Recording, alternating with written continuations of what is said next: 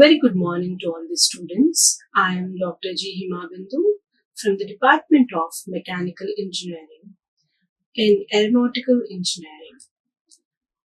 Today, I'll be dealing the subject robotics, and my today's topic is discussion on question bank from the module 2, that is dynamic kinematics. In the previous session, we have gone through the discussion in the module 1, that is the introduction about the robotics, and we have seen the various important aspects how the robot applications has been useful. In today's topic, we will be discussing about the kinematic solutions of the robots, which are very important. Coming on to the first discussion, that is the first question. Determine the inverse kinematic solution of a RRR robot configuration with 3 degrees of freedom with 2 degrees of manipulator. What do we mean by the term RRR robot? First, we need to know what do we mean by RRR. It is nothing but 3 revolutions, right? That is a robot which is having 3 revolutions is known as RRR, right? Which is having a degree of freedom of 2 degrees, which is having a degree of which is having 3 degrees of freedom. The RRR robot configuration has 3 degrees of freedom with 2 degrees of manipulator.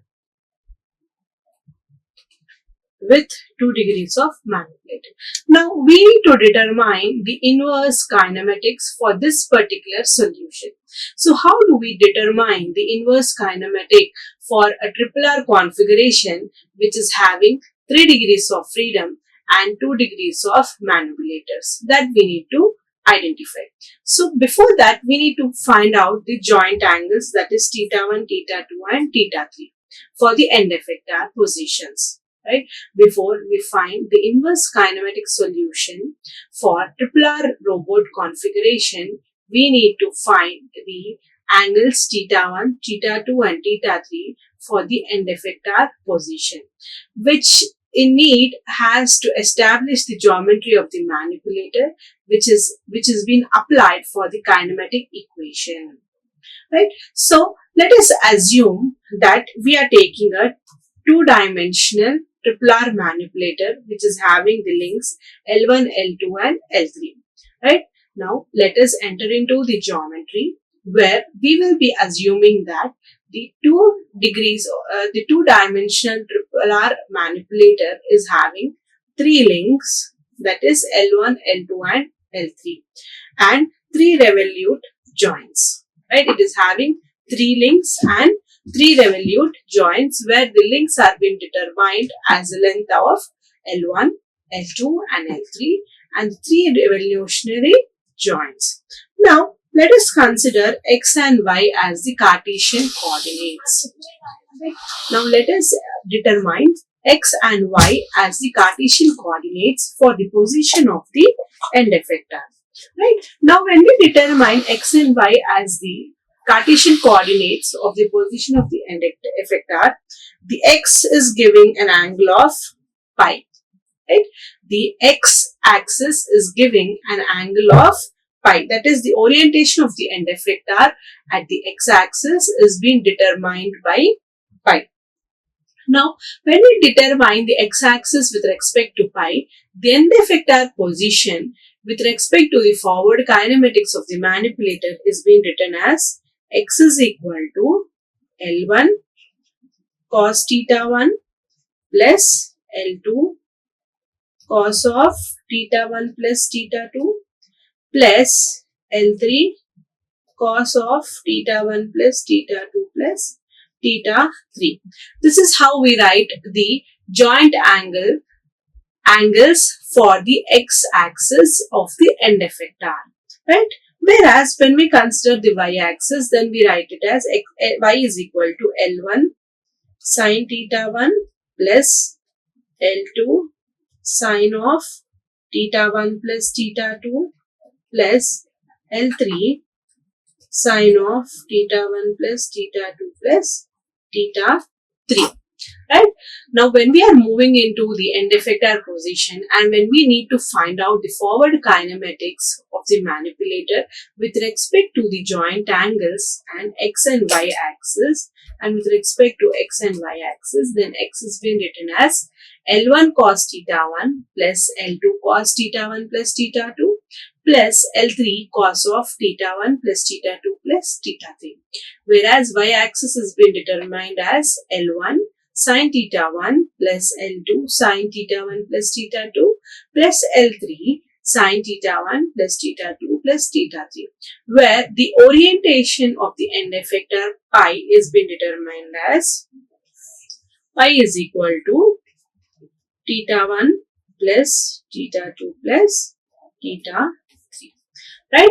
Where the orientation of the end effector pi is being determined as theta 1 plus theta 2 plus theta 3. Now, we need to find the inverse kinematics. That is, we need to find theta 3, right? We need to find the inverse kinematics, that is theta 3. So, as per this particular equation, what we get, theta 3 is equal to pi minus theta 1 minus theta 2, right? Pi minus theta 1 minus theta 2 as we have written, right? Since we need to find out the inverse kinematics, we need to first find theta 3. So, as per the desired orientation of pi with respect to the end effector, theta 3 can be written as pi minus theta 1 minus theta 2, because pi was being equal to theta 1 plus theta 2 plus theta 3. So, from this we have got theta 3 is equal to pi minus theta 1 minus theta 2. Now, we need to find theta 1 and theta 2. Here we don't even know theta 1 and theta 2, right? Now, we need to find theta 1 and theta 2, where we can reduce the 3 degrees of freedom system to a 2 degrees of freedom problem by considering only first 2 links.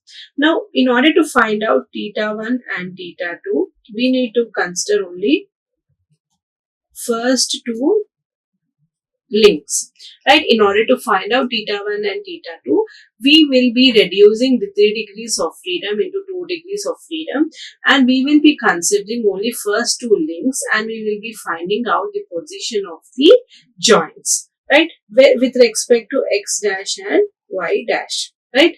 With respect to x dash and y, that is the new coordinates we are positioning for the second joint, right? We are positioning the new coordinates for the second joint. So, that will be written as x dash is equal to x minus L3 cos pi, or y dash is equal to y minus L3 sin pi.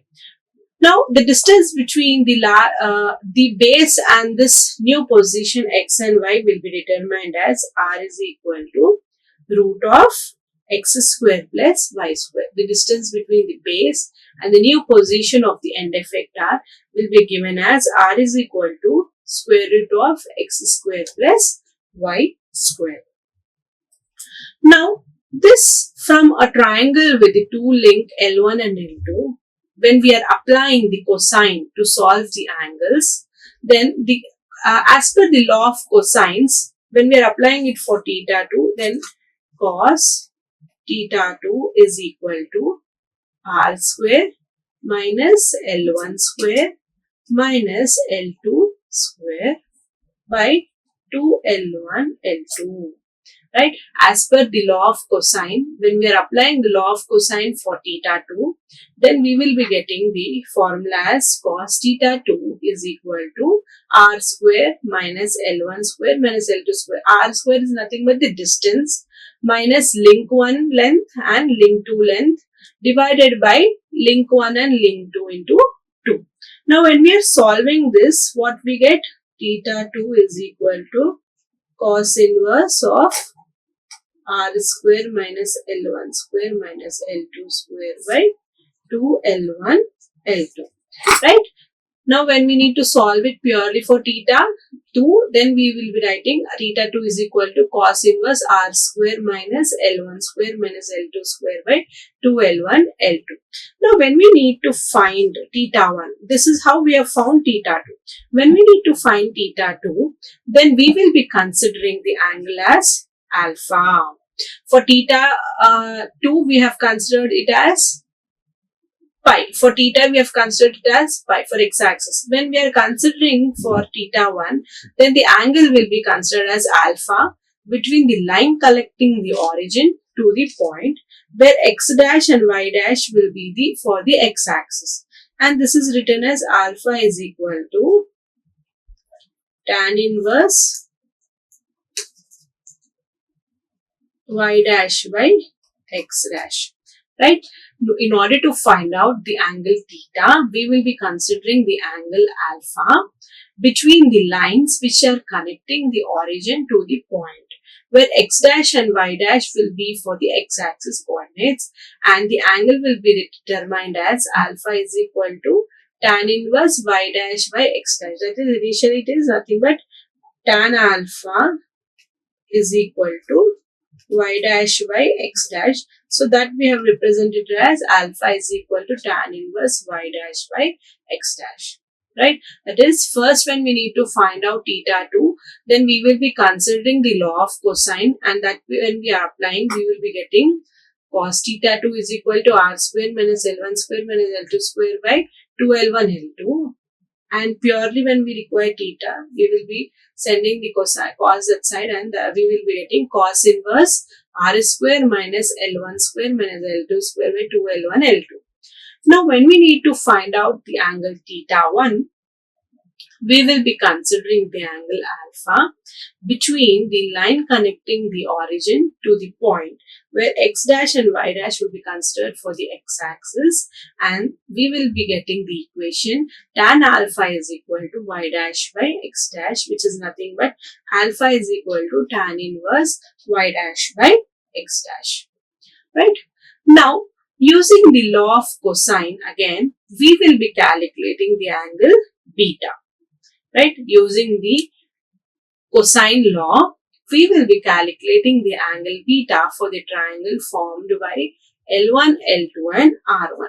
Right? When we have this particular angle, right, one is considered as alpha and the other is considered as beta, L1, L2 and R. Right? L1, L2 and R. So, when we need to calculate the angle beta for the triangle formed by L1, L2 and R, we will be writing beta is equal, cos beta is equal to R square plus L1 square plus L2 square by 2R L1. Right? By 2R L1, where this will be written as beta is equal to cos inverse R square plus L1 square plus L2 square by 2R L1. Right? So this is minus. Right? Because it is on the other side, it is minus. Right? Therefore, the first joint angle, that is theta, will be determined as alpha minus 1. Theta 1 is nothing but alpha minus beta. Theta 1 is nothing but alpha minus beta, and when we are writing that, cos theta 2 is nothing but cos inverse r square plus L1 square plus L2 square by 2L1 L2, and theta 3, as we already know, it is nothing but pi minus theta 1 minus theta 2. So this gives the joint angle theta 1, theta 2, theta 3 based on the desired end effector position for the x and y axis and the orientation of pi. Right? Clear? What was the requirement? We need to find out the inverse kinematic solution for a tripler robot configuration with 3 degrees of freedom and with 2 degrees of manipulator. So in this, we needed to find out theta 1, we needed to find out theta 2, and we needed to find out theta 3. So first we have considered, we have found theta 3 with an angle of pi which is again written as pi is equal to theta 1 plus theta 2 plus theta 3, where theta 3 was been equal to pi minus theta 1 minus theta 2. Right, then we have found theta 2 with the law of cosine. Right, with the law of cosine we have found theta 2, and again we have found theta 1 with the angle of beta. Right, and after that we have said that pi is equal to alpha minus beta, and that we have inserted here. We have got theta 3. With respect to theta 3 we will be calculating theta 2 and theta 1. So this is how we have found the inverse kinematic solution for 3 degrees of freedom for a triple R robot configuration with 2 manipulators. Next, moving on to the next question. Determine the forward kinematic solution. In the previous one, it was reverse kinematics. Now he is asking us to find out forward kinematics. So determine the forward kinematic solution of a triple R robot configuration with 3 degrees of freedom and with 2 degrees of manipulator. The same concept, but in the forward kinematics. So how will we determine in order to determine the forward kinematics for a triple R robot with the same 3 degrees of freedom and 2 degrees of, we will be considering again theta 1, theta 2 and theta 3.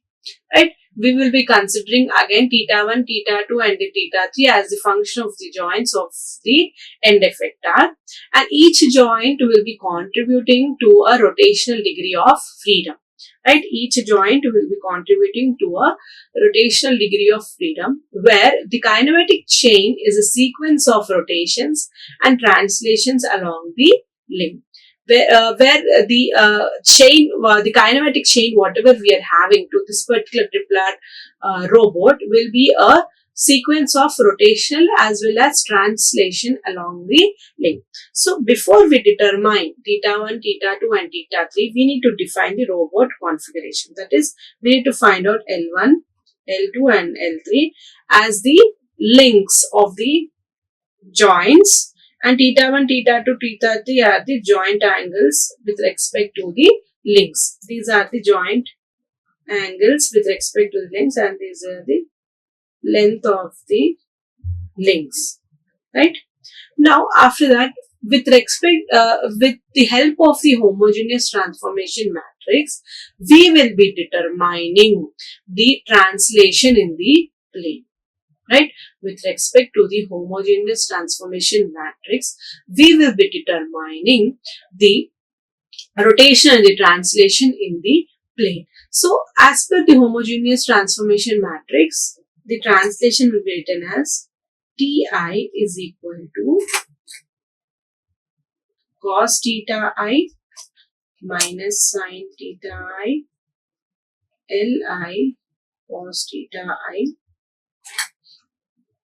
sin theta I cos theta I Li sin theta I 0, 0 and 1. Right, so this is how we write the transformation matrix for each and every joint of the triple R robot, where we are considering the angles with respect to cos and sin. Right, so here we will be determining the forward kinematics with respect to the homogeneous transformation matrix, where we are writing it as Ti is equal to cos theta I minus sin theta I Li cos theta I and sin theta I cos theta I Li sin theta I 0, 0 and 1. Now after we write the homogeneous transformation matrix, we need to determine the transformation from the base to the end effector. Right, we need to determine the transformation from the base to the end effector. So the total transformation matrix will be determined as T1 into T2 into T3. Right, the total transformation matrix will be written as T1 into T2 into T3, where T1 is the transformation for the first joint, T2 is the transformation for the second joint, and T3 is the transformation for the third joint. Right, now the end effector position, as per the end effector position, the position of the end effectors with respect to XEE, by EE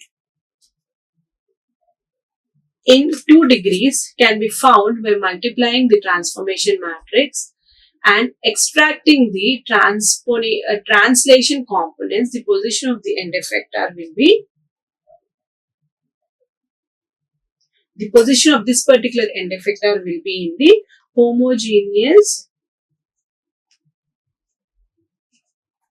transformation matrix, right? Homogeneous transformation matrix, which is this. Clear? In order to find out the forward kinematic solution of a triple robot configuration with 3 degrees of freedom, we need to determine the angles θ1, θ2 and θ3 with respect to the links L1, L2 and L3. And with the help of the homogeneous transformation matrix, we will be writing down the 2 degrees of freedom transformation matrix for as cos theta I sin theta I minus sin theta I, L1 cos theta I sin theta I cos theta I Li sin theta I 0, 0, 1, where T1, T2, T3 are the transformation matrix with respect to the joints L1, L2 and L3. Clear? Next, moving on to the third concept, Dynavit-Hettenberg convention. We discussed the Dynavit-Hettenberg convention. This is nothing but DH convention, right? This is nothing but the DH convention. What do we mean by the Dynavit-Hettenberg? Why is that particular name being given? So, before we step into the concept, we need to know why this particular name was being given to this particular kinematic conversion, right? So, in 1955, a scientist called Dynavit and Hettenberg, Jacques Dynavit and Richard Hettenberg, in the year 1955, have simplified the convention of the mathematic model of robot into analyzed an easier form of movement, control movement, right? In the year 1955, the scientists called Jacques Dynavit and Richard Hettenberg have simplified the mathematic model of the robot, which was being converted to an easy form to analyze and control the movement of the robot. So that is the reason this particular kinematic system was being named as DH conversion, which is nothing but converting the complex problem into a simplified kinematics, right? That is the reason it was being given as DH kinematics. So this particular conversion is nothing but a method which is used to describe the geometry of the robot manipulator, right? This particular conversion is used to determine the method which can describe the geometry of the robot's manipulator, particularly in terms of kinematic chains, right? Particularly in terms of the kinematic chains in this particular form. Now, when we step deep into this particular conversion, we need to know some of the important key concepts. So, what are those important key concepts with the help of which this particular conversion was being determined? That is to provide a relationship between the links of a robot arm using a series of coordinate transformation, right? The links of the robot arm is being connected with the coordinates of the transformation, right?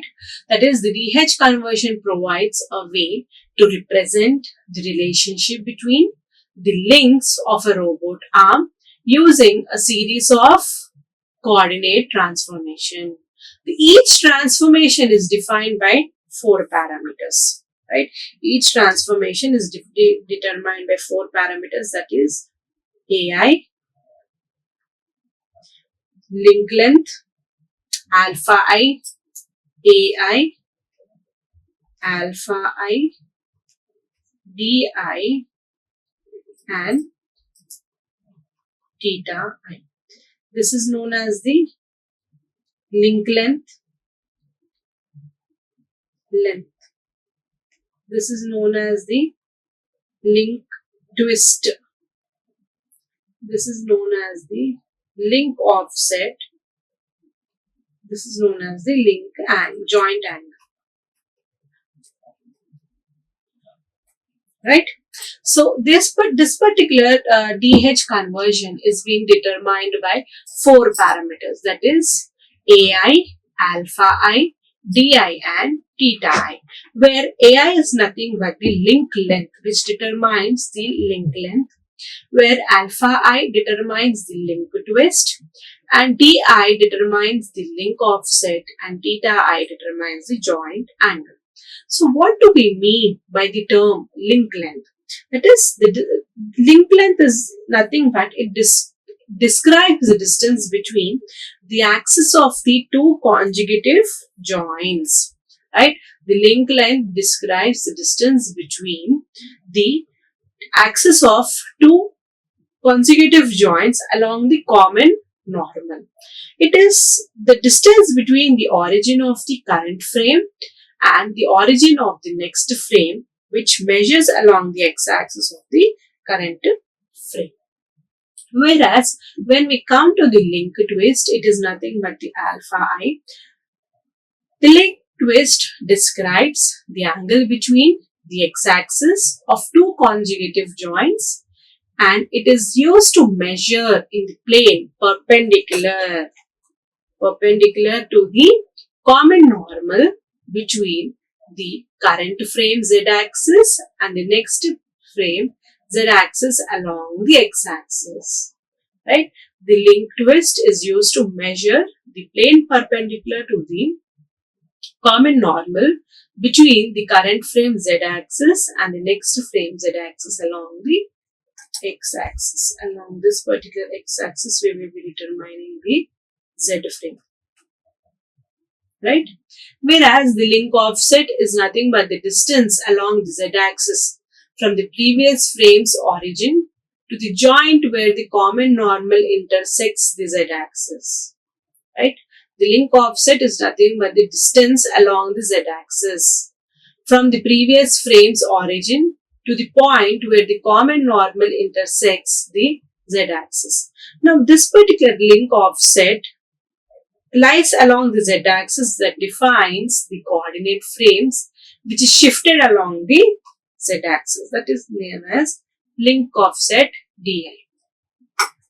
Whereas joint angle, what do we mean by joint angle here? The joint angle is nothing but the angle which lies between the x-axis of the current joint and the next joint. Right? It is the angle between the x-axis and the current joint. If, for example, here we have one joint and the current joint and the next joint. This is the current joint and the next joint. Next, we will be having from current joint to the next joint other angle, that is alpha or theta. Right? So that is known as the joint angle. That is the angle between the x-axis of the current joint and the next corresponding joint will give you the joint angle. It is nothing but the rotational displacement around the z-axis that defines the relative orientation of the 2 coordinate frames. Right? The joint angle is used to determine the rotational displacement around the z-axis that defines the relative orientation of the 2 coordinate frames. Now, how do we write this particular DH parameter table? That is very important. That is, the DH conversion organizes the 4 parameters, that is theta I, DI, alpha I and theta I. That is the offset joint angle or the link angle or the twist angle. Right? So here we will be writing theta 1, theta 2 and the joint angle for if we have joint 1, we will be having theta 1, D1, alpha 1 and alpha, A1 and alpha 1. If we have for the second joint, then we will be writing theta 2, D2, alpha 2, A2 and alpha 2. If we don't have the other joint, it will just be a dash. So that with respect to the homogeneous transformation matrix, we will be writing the Dinavet-Hettenberg parameter in terms of homogeneous transformation matrix will be written as Ti is equal to cos theta I minus sin theta I cos alpha I, sin theta I sin alpha I, and alpha I cos theta I, and sin theta I cos alpha I minus cos theta I sin alpha I, and all alpha I sin theta I 0, sin alpha I cos alpha I d1, and 0 0 and 1. So this is how we write the homogeneous transformation matrix for the Ti and T, which represents the frame from I to 1 to the frame I.